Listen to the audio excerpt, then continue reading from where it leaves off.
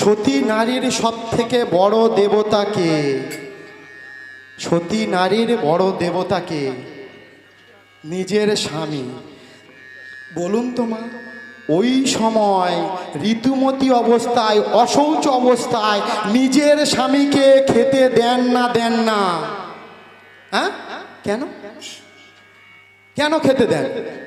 ওই কদিন তো অশৌচ, দেবতাকে তো সেবা দিতে নেই, ঠাকুর ঘরে ঢুকতে নেই, তাহলে ওই কদিন কেন খুন্তি ধরতে যান? খুন্তিটা ছুঁড়ে ধরে দিন না।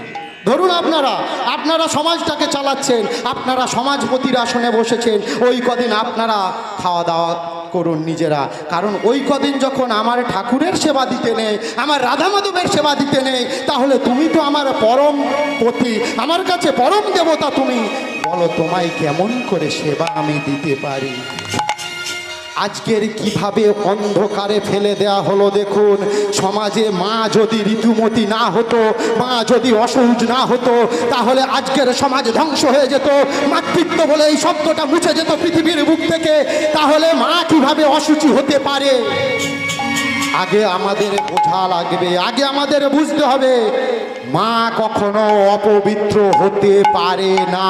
আজকের মা ঋতুমতী হয় বলেই সমাজটা আজও বেঁচে আছে। এই সমাজে আজও আমাদের আপনাদের মতো মানুষ বড় হচ্ছে, এক এক করে জন্ম নিচ্ছে।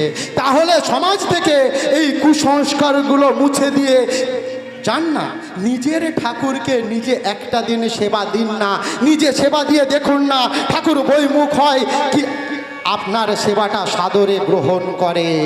আমাদেরকে অন্ধকার টুলি পরিয়ে দেওয়া হলো।